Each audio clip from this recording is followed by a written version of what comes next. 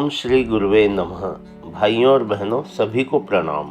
पिछले वीडियो में आपने सुना कि आज संपूर्ण विश्व को ही अपना परिवार मानने की आवश्यकता है। अपने निजी परिवार से ऊपर उठकर समस्त समाज, राष्ट्र एवं विश्व के बारे में जो जितना अधिक सोच सकता है उसके अपनत्व का विस्तार उतना ही अधिक होगा। यदि इस विश्व को ही ईश्वर का विराट रूप मानकर इसकी वंदना की जाए तो आज विश्व की समस्त समस्याओं का समाधान हो सकता है।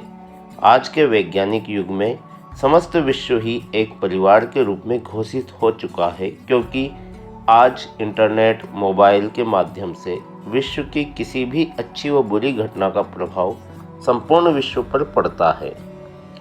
आज की सभी वैश्विक समस्याओं का मूल कारण है दूषित चिंतन और इसका निवारण है सच्चिंतन। विचार क्रांति। आइए स्वाध्याय के इसी क्रम को आगे बढ़ाते हैं। आज हम प्रज्ञा पुराण के अंतिम अध्याय प्रज्ञावतार प्रकरण का हम स्वाध्याय करने जा रहे हैं। आप लगातार प्रज्ञा पुराण कथा का पिछले कई दिनों से स्वाध्याय कर रहे हैं। लगता है आप पर प्रभु कृपा बरस रही है, क्योंकि कहा गया है कि बिनु सत्संग विवेक न होई, बिनु हरि कृपा सुलभ नहीं सोई। सद्बुद्धि प्राप्त होती है सत्संग से और सत्संग मिलता है भगवान की कृपा से। आप यह न समझें कि आप अपनी इच्छा से इस सत्संग को सुन रहे हैं। या इच्छा तो सुनने की बहुत लोगों की हुई होगी पर नहीं सुन सके। कुछ अनायास ही सुन रहे हों, ऐसा हो भी सकता है। जब ईश्वर की कृपा होती है तो चेतना के रूप में, प्रेरणा के रूप में मानव हृदय में सत्संग सुनने की इच्छा जागृत होती है और उससे मनुष्य के भाग्य का द्वार खुल जाता है, क्योंकि सत्संग में स्वयं परम सत्ता जागृत आत्माओं को खोजती हुई आती है और स्वयं साक्षात्कार करके विचार क्रांति पैदा करती है। इतिहास इस बात का साक्षी है कि जब मनुष्य का भाग्य उदय होता है तभी परम सत्ता गुरु के रूप में शिष्य का द्वार खटखटाती है और जो भाग्यशाली उस क्षण को पहचान लेते हैं वे क्षण भर में ही लोहे से सोना बन जाते हैं। यह क्षण आया रत्नाकर के जीवन में, जब देवर्षि नारद उसके पास पहुंच गए और उससे पूछा, यह दुष्कर्म क्यों करते हो? उत्तर मिला, बच्चों के लिए, माता पिता के लिए। ऋषि ने फिर पूछा, क्या तुम्हारे बच्चे, पत्नी, माता पिता इस दुष्कर्म के फल में सहयोगी होंगे? रत्नाकर ने कहा, यह मैं नहीं जानता, घर से पूछकर आता हूँ। और घर से पूछकर आया तो माता पिता, पत्नी सभी ने यही कहा कि हम तुम्हारे दुष्कर्मों के फल में साथी नहीं हो सकते। जो जैसा कर्म करता है उसका फल उसी को भोगना पड़ता है। बस रत्नाकर की सोई आत्मचेतना जाग गई। वे आदि कवि वाल्मीकि बन गए। यह क्षण आया अंगुलीमाल डाकू के जीवन में, जब तथागत उसके पास पहुँचे और उसे डाकू से भिक्षु बना दिया। महर्षि विश्वामित्र पहुँचे अयोध्या राम व लक्ष्मण को वन में ले जाने के लिए।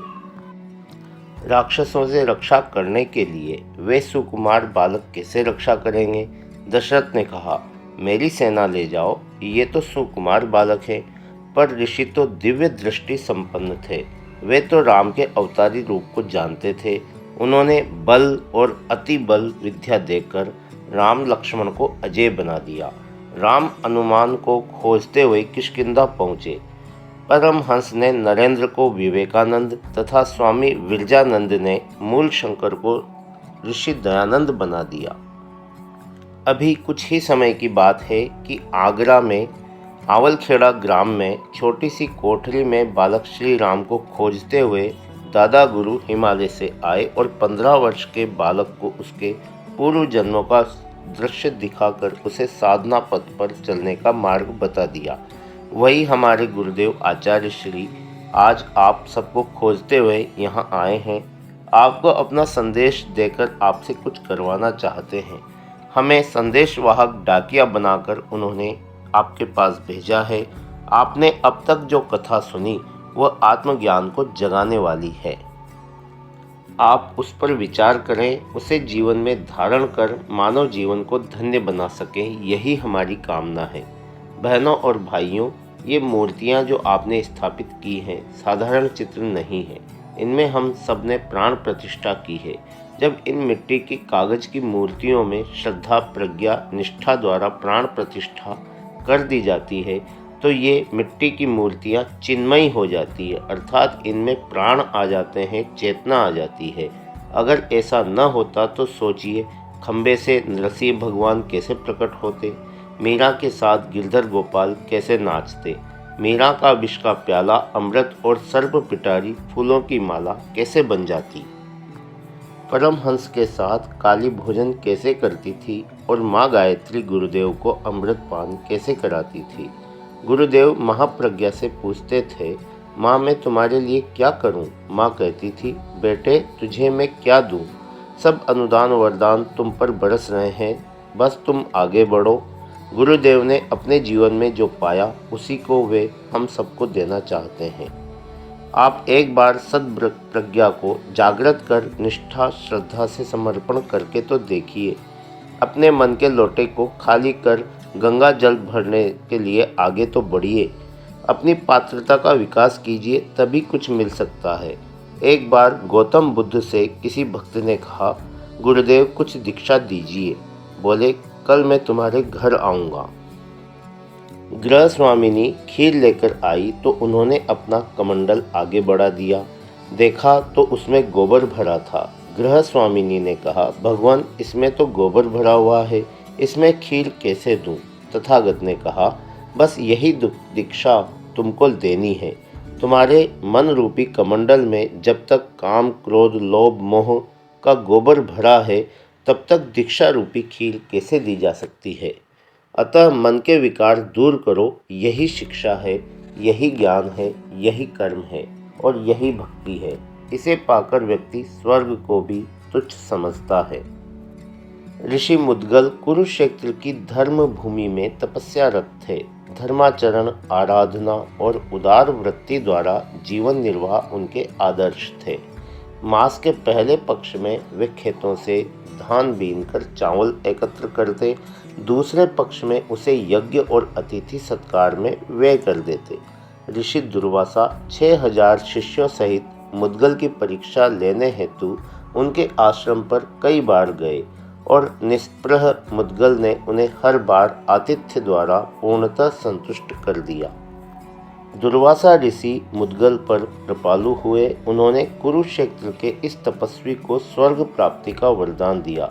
स्वर्ग ले जाने के लिए आए देवदूतों को नम्रता पूर्वक मना करते हुए ऋषि मुद्गल ने कहा, हे दूतों, खेद है, तुम्हें एकाकी ही स्वर्ग लौटना पड़ेगा। मैं तुम्हारा साथ नहीं दे सकूंगा। जिस लोक में कर्म को स्थान नहीं, वहाँ केवल सुख भोगने के लिए मैं नहीं जाना चाहता। कर्म करते हुए ही 100 वर्षों तक यहीं पर जीने की इच्छा रखता हूँ। मुझे अपना यह कर्मलोक ही प्रिय है, जहाँ कर्म साधना व भक्ति के अवलंबन द्वारा मैं निर्वाण प्राप्त कर सकता हूँ। तपस्वी मुद्गल मृत्युलोक में ही लोक मंगल के लिए चिर साधना करते हुए निर्वाण को प्राप्त हुए। आइए मन के आंगन को बुहार कर, ज्ञान का दीपक जलाकर हम लोग मन को सुपात्र बनाकर इस कथा का श्रवण करें, जिससे हमारा जीवन धन्य हो जाए। आज के प्रश्न करता है महर्षि अगस्त्य। वे तपोनिधि अगस्त्य जिन्होंने 3 आचमन में समुद्र को सुखा दिया था। कारण क्या था? ऋषि करुणावान संवेदनशील होते हैं। सच पूछो तो करुणा की भावना ही मनुष्य को देवता बनाती है। भवभूति ने कहा है, एको रस करुणैवह। जिस मनुष्य हृदय के दीन दुखी को देखकर करुणा की रसधार नहीं बहती, उन्हें तो पत्थर ही कहा जाएगा। ऋषि अगस्त्य एक दिन प्रातःकाल भ्रमण को निकले तो देखा कि एक टिटरी चोंच में बालू भरकर समुद्र में डाल रही है। पूछा, टिटरी बेटे तुम ये क्या कर रही हो? उसने रोते हुए कहा, इस समुद्र ने मेरे बच्चों को बहा दिया है, मैं इसे सुखाकर ही दम लूंगी। छोटी सी टिटहरी और इतना बड़ा संकल्प। बस करुणार्द्र ऋषि ने कहा, टिटहरी मैं तेरी मदद करूंगा, और उन्होंने समुद्र का पान कर टिटहरी को उसके बच्चे दिलवाए। यही ऋषित्व की पहचान है। यही करुणा वाल्मीकि ऋषि के मन में जगी थी। जब निषाद के द्वारा क्रौंच को वध देखकर उनके मुख से निकला, हे निषाद, तुझे कभी प्रतिष्ठा प्राप्त न हो, क्योंकि तूने काम मोहित क्रौंच का वध किया है। इसी करुणा ने उन्हें महर्षि बना दिया। यही करुणा राम कृष्ण गौतम को महापुरुष बना सकी, और यही करुणा जागी थी व्यास जी के मन में, जिन्होंने पुराणों की रचना की, जिन्होंने कहा, सबसे बड़ा पुण्य परोपकार है तथा पर पीड़ा ही सबसे बड़ा पाप है।